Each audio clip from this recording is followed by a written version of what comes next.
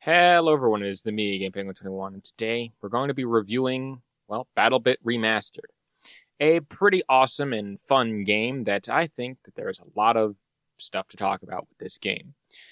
Now, first things first, I announced this before in a tweet about, I think, a week ago or so ago, but I wanted to talk about it here again in a little bit more detail because I saw this happen in real time. Now, Mischeif themselves, all the situation has been clear, but again, if you want to skip past this little bit, there's the timestamp on screen, so you can go ahead and do that. But we're going to talk about this quite a little bit before we get into this official review. Now, what happened? Well, BattleBit Remastered released, and, Mischeif released a video on it. Now, there was a specific joke in that video that I'm not going to repeat for fear that my channel will also get banned without some sort of prejudice or whatever nonsense of that nature. Now, it was a very tame joke, and in fact, a joke that has been made on this platform a number of times, or a joke that was seemingly in there. It was a kind of little sus joke. So, we'll leave it at that.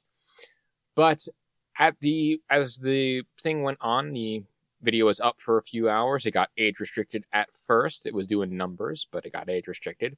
He tried to appeal the process, but then they, straight up removed the video after the fact, saying that stating that more of the age restriction will remain. Then he tried to get the thing to do it, and then the entire channel got deleted, as well as the video itself removed.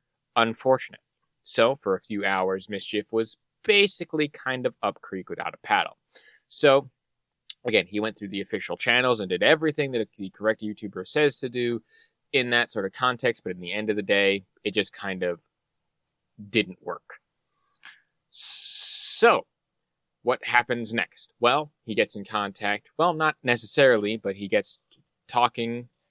Well, again, not necessarily, but he gets the attention of Sid Alpha, who has made a video on this, as well as Gara and a few other people, and some people who are actually much, much, much bigger and have contacts at YouTube.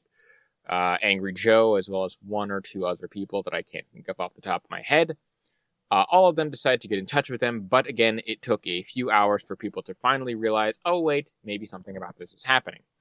But eventually, Mischeif does get the channel back, sans the actual BattleBit Remastered video, which is but again, that video has been re-uploaded, so if you want to go and check it out, I will link a link to Mischeif's channel, as well as everyone that I talk about in the description down below to get more information on what's actually happening. Even a video from Mischeif himself. In any case, I just really wanted to say, in my personal opinion, was this a thing that needed to be escalated to this situation? No, it really should have been handled by an actual official person. And yes, certainly there are bots and things out there. But again, jokes like this have been made before, but it's like they will be continuously made on this platform. It's just the kind of thing that happens when you talk about stuff like this. In any case, it was a dumb, stupid decision, and quite frankly, I think we're done talking about that. Doesn't require anything more than just a quick mention of everything's fine, everything's good. Links in the description if you want to go and find out more information, and go and subscribe to Mischeif, because I actually like his content, and he seems like a really nice person. So, yeah. In any case, with that being said, let's get into this official review, my actual first impression / review of BattleBit Remastered. Okay, so for those of you who skipped to this point, we're going to be getting into the actual review. Now, the review of this is fairly simple. Should you get BattleBit Remastered? Yes. Let me say that again for the people in the back. Yes, you should get this game. Yes, if you are any sort of FPS person out there, you should be getting this game full stop for so many different reasons, which we'll get into. But the TLDR is, should you be getting this game if you're an FPS person? 100%. It should be on your buy list right now and in your cart, if not already. It is a fun, fantastic game that is the most feature-complete release, probably, of this year. Again, saying a lot. But let's get into a little bit more detail as to why. So again, I don't like to get negativity and things like that, and more often than not, I try to be as positive as I can in the videos, even though I do tend to get angry. Now, I wanted to insert some positivity, which is why this review exists. So, yeah, but there are a lot of people who are going to be calling out this game for various reasons, and I've covered this game previously, actually, before, when the tweet that kind of started the whole thing with the actual ambition of this. And unlike some other people who say, this game is going to be good without actually buying the game, I actually bought the game. And not only that, I bought the $30 version, because, yeah, they have different versions of this. But let's get into what some of the negatives are. There are a couple, but there are only very, very minor nitpicks in this context. How minor, you're asking? Well, again, the main thing that a lot of people are going to be looking at and saying this right here is, well, the graphics. Yeah. Again, BattleBit Remastered is a great, good, hard-to-describe game just by looking at it, but again, from people that are the naysayers, they will joke about the graphics and say that it looks like something you can fart out in a week. But this was made by 3 or 4 people in the span of about a few years.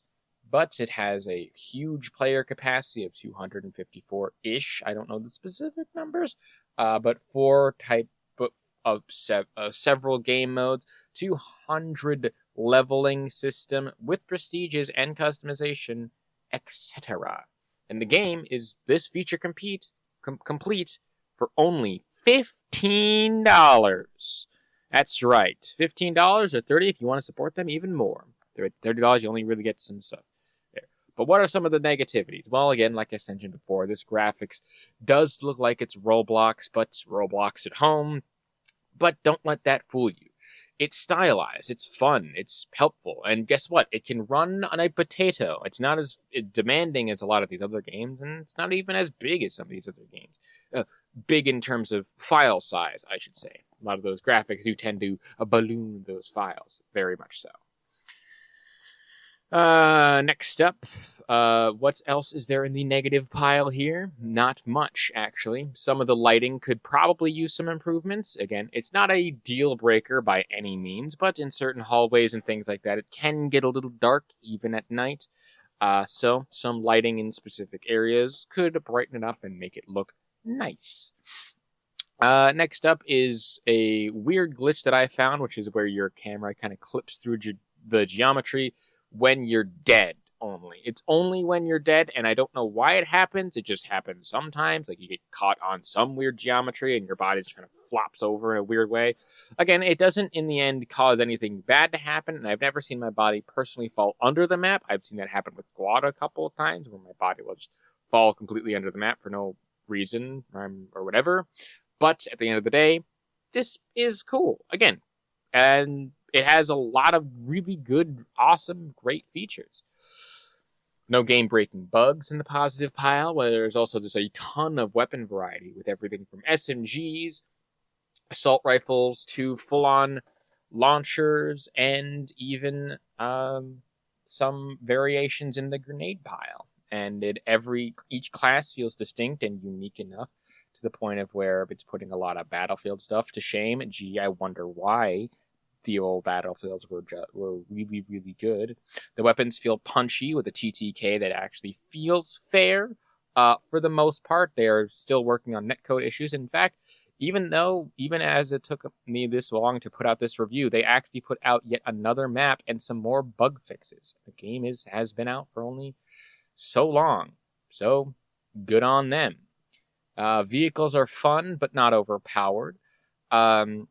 It doesn't feel like you're driving a tin can, but at the same time, it doesn't feel like you will completely and utterly stomp the enemy team when you're doing it. Comms are neat. There is various other ones, and let me just be serious here and say that player death comms in these types of games are hilarious. I wish that I had some recordings of it, but again, I don't want to get kicked. But again, take my word for it. The comms are fucking great. And I'm not talking like great in the sense of nostalgic, good old Call of Duty where everyone's like insulting each other. No. I'm talking the good old comms where, yeah, still Call of Duty, but at the same time, it's fun. Next up is there is destruction. That destruction is really good, very high detailed for the most part. As high detailed as it can be, you can destroy holes in walls and buildings and things and create new lines of sight. So much fun, so good, and you can even knock down a couple buildings. Hey, better than some other AAA games out there today. With a nice reporting and ban feature where you will be permanently banned from specific servers if you break rules and things like that, even hacking. And again, a very excellent system that I've seen some people get reported and banned for. So, very, very nice, very, very well done. Again, the gameplay is fucking tight, good, fantastic. Gameplay over fucking everything in this context, even over certain other aspects, but they don't skimp on any of the fine details either. Even with this low poly style, you can still tell exactly what's happening, and the guns are still fairly accurate to their real world counterparts. And again, you can get some fucking high detailed reloads out of this game like this. You'd be surprised at how good and accurate and nice they feel.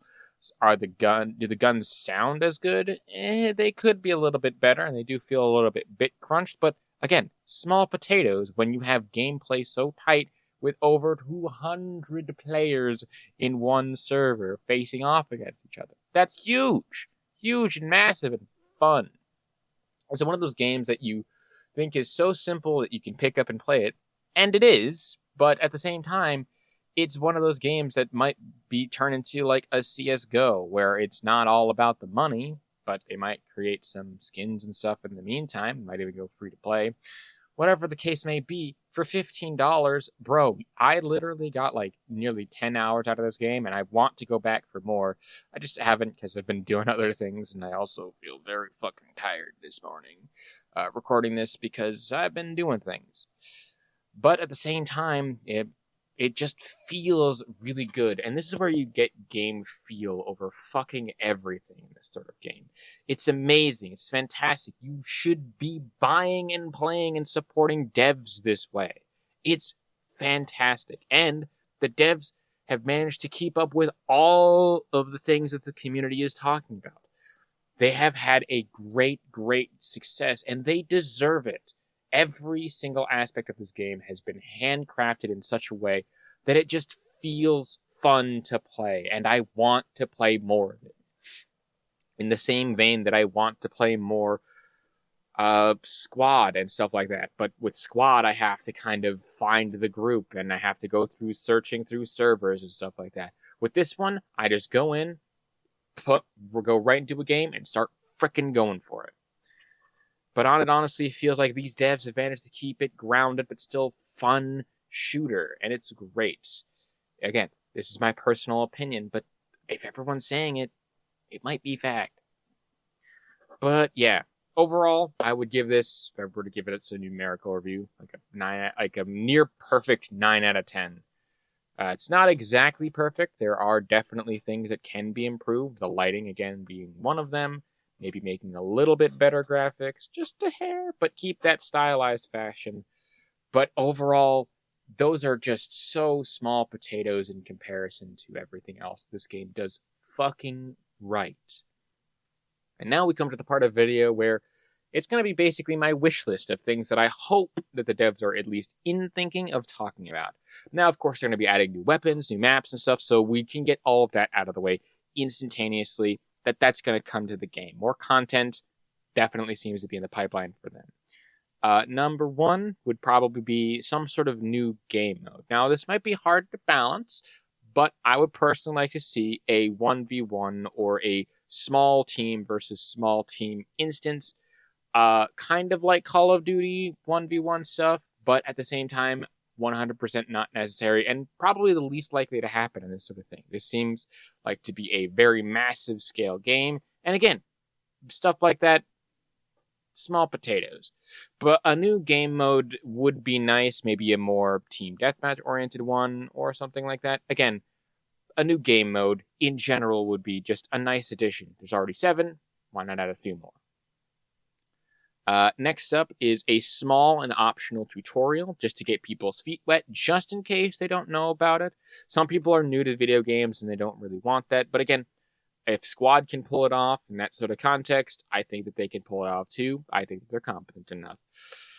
Some weapon seeking of damage. I think that they're already looking at that. Again, 100%. Just fabulous that they're listening to a lot of the things that are coming out there. Some more anti-vehicle weapon options other than the RPG. The RPG works. It's fine. It's great. It's fantastic. But adding a couple more interesting options to maybe differentiate or to just maybe have a couple more options in the bank is always welcome and very fun to do. And just getting creative with reloads and animations. Quite honestly, I just want to see some more really cool and fun reload animations in games. Please do that. But I think that the biggest thing on this list is that I've kind of skipped past, but I'm going to go back and talk about it, is mod support. This one is, if nothing else, the one thing that I think that they should do is have a support for, at the very minimum, mapping tools. Because while there are a lot of official maps, and I'm fairly certain that these guys are going to make, what I would love to see is some community-made maps that really tend to push that boundary in such a way that they can have it for specific games. Now again, totally optional, and I would recommend that they would go the Steam Workshop route just in case, but having mapping tools in games oftentimes can be the difference between someone making their own game and someone just not. Again, speaking from experience, I do avatar work, I do stuff like that, I do all sorts of creative shit, but at the end of the day, if it weren't for the ease of use of some of these games now, or some of the engines that I use, I don't think I'd be where I am today. But again, all of these lists after this is totally optional and something to maybe look into. If you can't make it work, don't worry about it. The game is already fantastic and beautiful as is. Keep doing it. In any case, I think that'll about do it for this video. My name is GamePavement21.